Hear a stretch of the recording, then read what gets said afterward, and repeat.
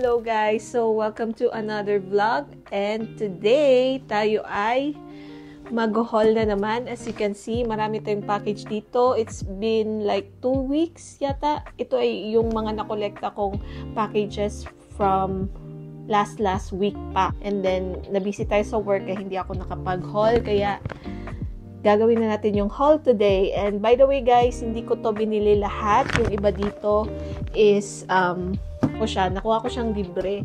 Para na rin siyang libre guys kasi meron akong nakuhang cashback sa mga cards ko. So ayun guys. Without further hanash, let's unbox. So guys, unahin natin yung mga napamili ko sa Uniqlo. Ayan guys. Binili ko to after ng Valentine's. Hindi ko na sure guys. Pero parang end of February ko siya nabili. Kasi nagsisale na ngayon yung Uniqlo ng mga winter clothes nila or yung mga inner na pang winter. So, bumili ako guys kasi yung mga winter clothes namin, yung pang inner, thermal clothes. More than 2 years na siya. Almost 3 years na nga.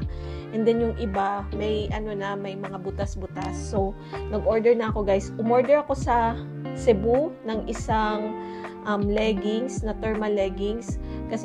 Kasi naiwan ko yung thermal leggings ko sa Davao. Yun naman, hindi siya naka-sale, medyo mahal. Kaya ngayon guys, nung nakita ko na nag-sale ang Uniqlo, naisipan kong umorder. Kasi pa-end na yung winter and marami silang sale for winter clothes. So, dami ko na namang satsat. Start na natin i-unpack ito. Ayan. And hindi lang to para sa akin guys. In-orderan ko rin yung husband ko ng sa kanya. So, first one, ito pala, in-orderan ko siya ng bag.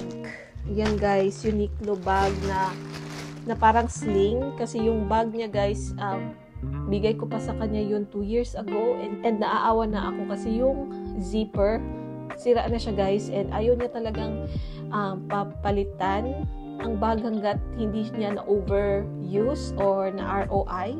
Tama ba yung term? Hindi ko sure. Basta guys, pag hindi pa niya na-overuse, hindi niya papalitan. Kaya naisip ko na bilhan siya ng sling bag. Actually, ito pwede to unisex. So, hindi niya magustuhan. Pwede naman din sa akin. But I think magugustuhan niya. Sling bag lang siya guys na itim. And na siya, waterproof. So, hopefully, magustuhan niya yan. The next one, ito yung mga naka-sale, guys, na in-order ko sa Uniqlo. So, ito, umorder ako ulit ng thermal leggings. Ito para sa akin kasi last time, parang nag-order ako, nag-sale din sila. Nag-order ako for my husband and okay pa naman yung mga na-order ko sa kanya last year. So, sa akin na muna yung leggings na in-order ko. So, isa lang yung in-order natin pang inner. Kasi lamigin ako guys. Kailangan ko talaga ng thermal na inner sa work. Kahit na hindi winter, sinusuot ko pa din sila kasi lamigin talaga ako guys. So, ayun. Bumili ako niyan. And meron pa akong nabili na isa sa Cebu. So, at least may dalawa na tayong bago. And then, the next one is this one. Ito yung naka-sale, mga 35% or 40%. Kalimutan ko na guys. Pero ultra warm siya na inner. And wala akong nitong kulay na to. So, mas makapal ito sa usual na ginagamit ko sa work. So, ito, plano ko siyang suotin na yung kung gagala ba. So, suotin ko siya pang inner, tapos magja-jacket lang ako. Kasi makapal to, mas makapal to sa ginagamit ko. So, naka-sale din to. Bumili ako ng isa. And then, ito naman for my husband. Yung ano niya, yung upper niya, parang niyang sinusuot. So, kailangan din niya ng extra. Dinagdagan ko lang ng 2. At least meron siyang 5 per week. So, ito navy blue. Then, ito black. Hindi ko alam kung klaro niyo yung difference ng kulay nila. Pero, ayan guys, 2 sa kanya. So, yung sa akin is isang leggings, tsaka 2 thermal na long sleeve. Meron pang isa guys. Yeah, ito yung sinusuot ko kahit hindi winter, sinusuot ko pa din siya guys. So, ito lang yung parang regular nila na heat tech, na crew neck. Ayan guys, naka-sale din to. Basta nasa 35 to 40% off. So, malaking savings guys. So, bumili ako nito, parang green yung color. or olive. Hindi klaro siguro sa camera pero ganyan yung kulay guys. Dagdag ko to sa pang work na inner. The next one is this one. Nag-sale kasi sila guys. Nakita ko sa online. Kita ko naka 40% off sila. So syempre, grab na natin yung chance kasi hindi tayo makakabili ng mga ganito pag naka-regular price. So why not? And minsan naman, kailangan din natin dito na naman yung paano natin. Deserve mo to. Pero actually, may control naman ako guys sa pamimili. Hindi talaga ako namimili pag hindi naka-sale. So, usually binibili ko sila pag naka-sale na. So, ayan guys. Ito yung ina-eye ko. Matagal na. Yung nakikita ko sa mga pinapanood ko na vloggers. Ito guys. Ayan, pabango siya guys. Lancome na. Hindi ko alam kung paano siya i-pronounce. Dole. Hindi ko alam guys. So, hindi ako nagko-collecta ng mga ganito kasi mahal siya guys. Lalo na kung bibilin mo siya regular price. Nasa more than $100 yung ganito. So, ito naka-sale siya ng 40%. So, why not? So, below 100 na siya nung binili ko. Mga 60 siguro or 50 plus yung isang ganito. Tapos, gusto ko din kasing itry itong kanilang concealer. Serum concealer ng Lancome. So, naka-sale din to guys. So, ayan. Bumili ako ng dalawang ganito and kumuha ako ng kanilang mga sample guys. Kasi gusto kong maamoy yung lahat ng scents nitong hindi ko talaga pa alam paano siya i-pronounce. Idol. So, gusto ko siyang parang naaamoy ko na siya guys. Ang bango. So, gusto ko siyang i-try lahat. Pero, meron silang pa-sample. So, why not i-grab natin yung pa-sample nila para alam natin yung mga scent ng iba na ganito. So, ito guys, yung nakuha ko. Ano mga pang pangalan ito? Nakalimutan ko guys. Nectar. Ito ba yun? Idole Nectar. Hindi ko sure guys kung yan ba yung pangalan. Tapos ito namang sample, kinuha ko is La Vie Este Belle. Hindi ko alam guys kung tama ba yung pinagsasabi ko dito. Pero yan. And then meron din ako isa pang sample ng pabango na ito naman Power. Ayan, Power.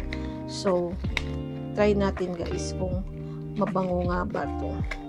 Kasi marami ako naririnig sa mga nakikita kong mga vlogger na nagko-collect talaga ng mga pabango na mabango nga daw tong Idol or Idol. Hindi ko alam guys. Wow. Inano ko na talaga sa katawan ko. Mabango guys. Fruity and floral.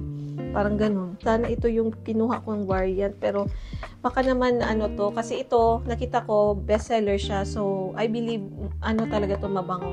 So, tinry ko lang naman tong La Vie Este Belle. So, now I know na kung next time magsisale sila ulit at mapapabili tayo, ito na yung bibilhin ko na scent. Ayan guys. And then, ito naman is yung Idole Power or Idol. Gawan ko guys.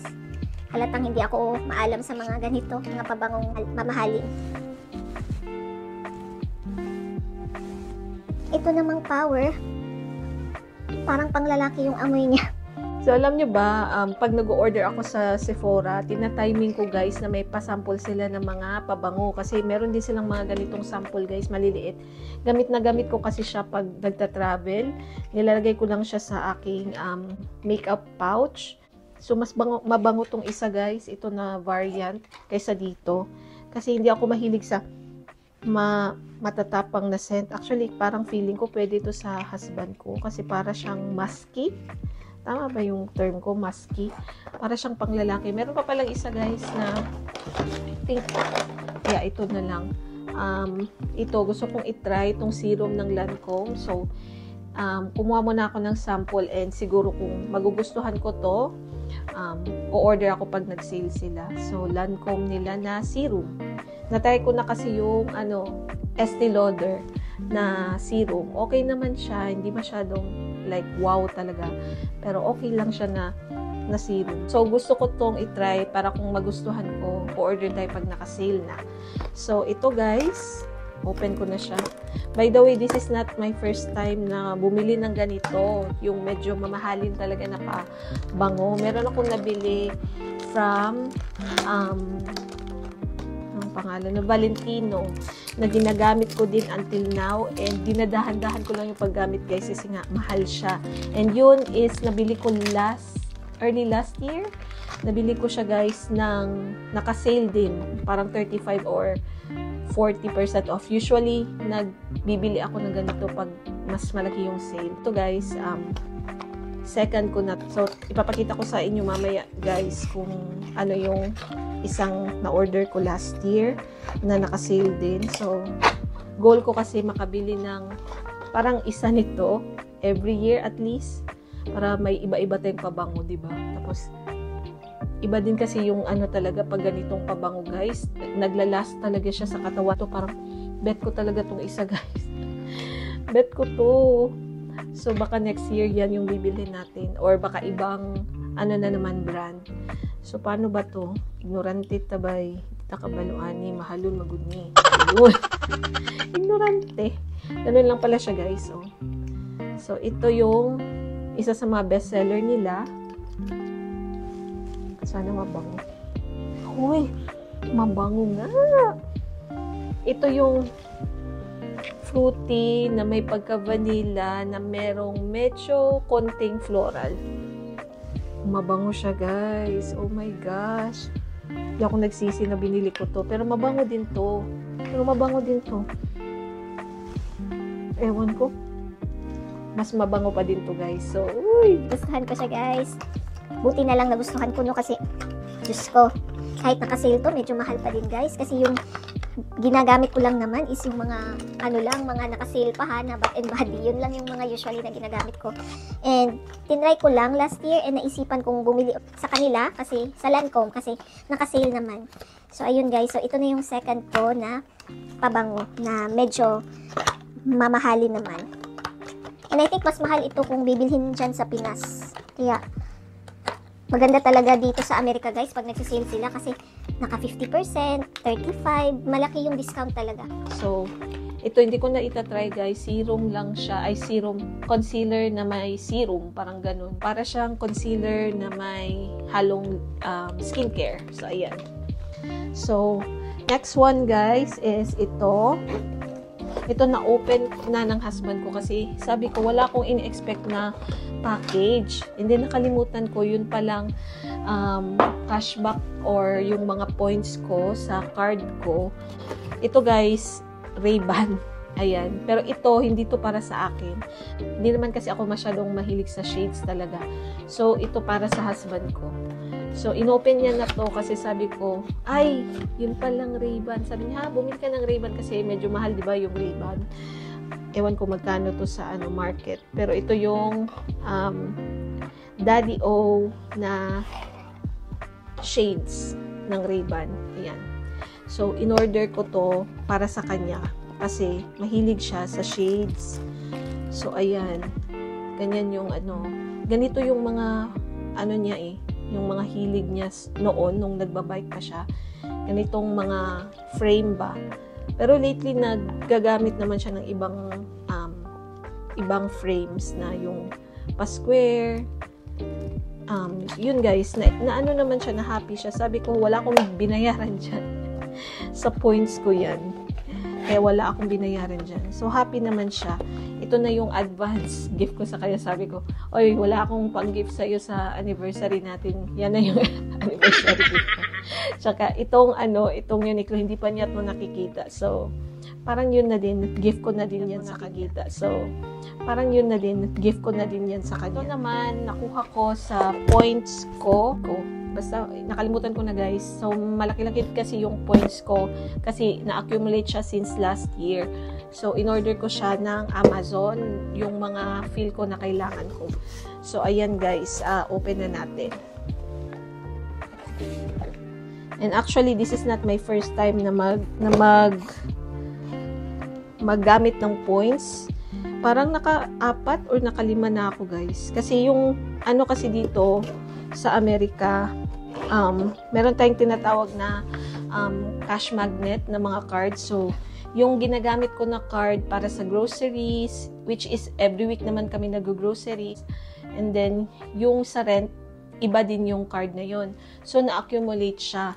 And then, yung ginamit pa namin pang book ng aming ticket pa Pilipinas, ginamit namin siya. So, parang mas lumaki yung points. Pero ako, ginagamit ko lang yung card kasi cashless kasi dito. Ang mga tao dito, hindi talaga nagdadala ng pera, guys. Like, siguro out of 10, mga isa lang yung nakikita ko sa mga counter, sa mga mall na gumagamit ng money. Pero dapat lang talaga marunong ka gumamit ng card mo. I mean, madisiplina ka ba? Kasi ako, pag ginagamit ko yung card ko, like kung nag-grocery kami ngayon, hindi ko paabot ng 1 month or more than 1 month before bayaran. Minsan nga, ginamit ko ngayon ng card para sa grocery, binabayaran ko kaagad pag uwi para hindi ko makalimutan. Ganun ako, guys. Hindi ako nagpapa-overdue ng mga utang kasi ano din yan, guys, nakaka-apekto siya ng score mo. So, ayun. Dami ko na namang satsat. So, yun, guys, na-accumulate yung yung points ko sa paggamit ko ng card, which is hindi ko naman ginagamit lang na para, alam mo yun, mangutang lang ng mangutang. Ginagamit ko siya para makakuha ng cashback din. So, ayun. Next one is ito, guys, kasi may in-order ako. May in-order talaga ako na bag for me. So, ito, binili ko siya, or kinuha ko siya sa points ko, so wala akong nabayaran. Ano lang siya, yung inner, ang inner na sa bag. Ayan. So, makita nyo ngayon sa haul na to yung in-order ko na bag. Para sa, like, magta-travel, or,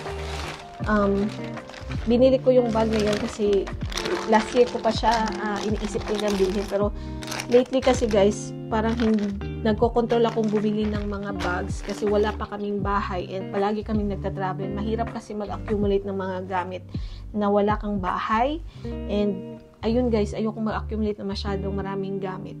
So, yung binili ko ngayon na bag is something na very handy. Madali lang siyang i-pack and hindi siya nakaka-accumulate ng space. So, ito yung gagamitin ko para sa bag na yun, which is papakita ko na now. So, ayun, guys, wala akong nabayaran doon. And ito din pala, bumili ako nito kasi may nakita akong nurse influencer. Actually, ang cute talaga nito. Nakita ko siya na ginagamit niya sa duty. So, sabi ko, makabili nga niyan. Pero, nilagay ko lang siya sa cart, pero hindi ko siya binibili, guys. So, nung nakita ko, meron akong, na-accumulate na points yun. Wala akong nabayaran dito, guys. Lego lang siya na keychain light na ilalagay ko siya sa aking badge. Gamit na gamit to, guys, para sa aking work. So, ayan. Kung papasok tayo sa loob ng pasyente, titingin tayo ng level ng chest tube, or ng titingnan natin kung nag-pure weak yung pasyente, meron bang ihi. And cute din siya, para lang siyang laruan. Diba? Simple joys of life. Pero wala akong binayaran. Diba? Nakaka-happy lang. Minsan makakuha ng mga ganitong package, wala kang binayaran. And the last one, I think this is my last package. Ayan. Ito na yung bag, guys. Dahilan na meron tayong bag insert na in-order sa Amazon. Open na natin.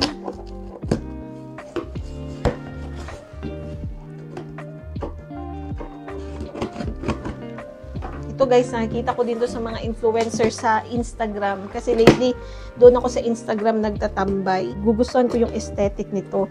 Sabi ko, maganda pa siya kasi siya, pwede mo siyang i-fold lang kaysa yung mga leather talaga na mga bags na bulky masyado. Ito na yung order ko, guys. Wala din na tayo. Ayan. Papakita ko sa inyo yung kinuha kong Longchamp na bag. Kaya ko siya in-order kasi, ayan, guys, as what I've said, na-fold siya. And yung ginagamit ko kasi for like almost a year na is yung gentlewoman ko na bag na palagi nyo nakikita sa vlogs ko na cream yung color. Yun din gusto ko siya kasi para lang siyang katsyaba tapos nalalabhan tapos nilalagay ko lang siya sa kung hindi ko siya gagamitin like pwede ko lang siyang parang i-flatten. Ilalagay ko lang siya sa loob ng aming luggage. So, ito, kaya ko siya na-order kasi ayun nga guys, na-fold siya. And, ayun, gusto ko siya kasi magaan and hindi siya magti-take up ng space sa aming mga gamit pag nagta-travel kami. Ito yung large pala guys na black Longchamp. And, medyo mahal siya pero ano naman, parang compared mo siya sa mga known brands like Coach and Kate Spade, parang mas okay yung presyo nito.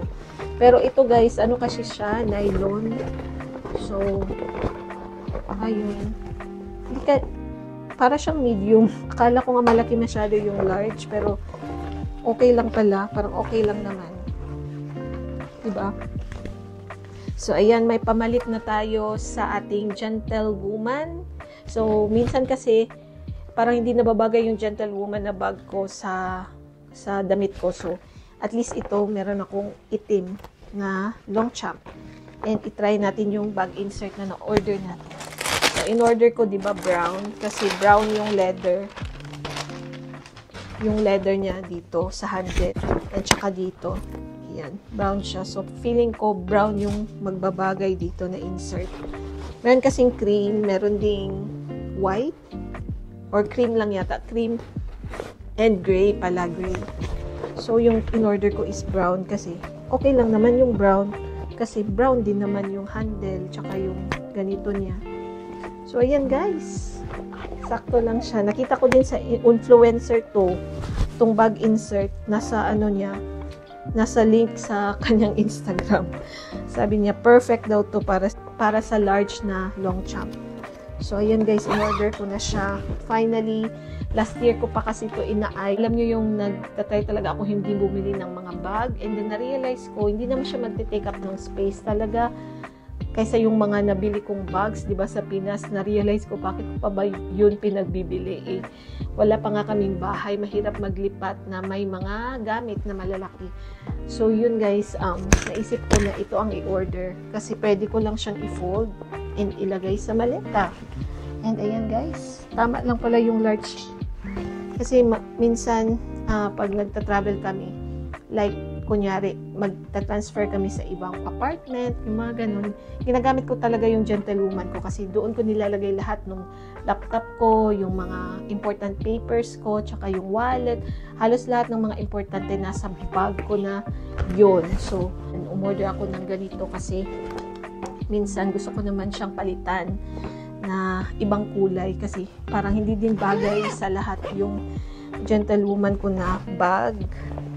So, at least ito, medyo decent naman yung yung itsura niya. Yun kasi parang casual days lang siya. Ito, parang pwede mo din siyang gamitin na basta guys, in-order ko na siya, yun na yun. So, ayan guys, yan na lahat yung ating mga na-order sa online at yung mga nakuha natin from our cashback. So, ayun guys, thank you for watching.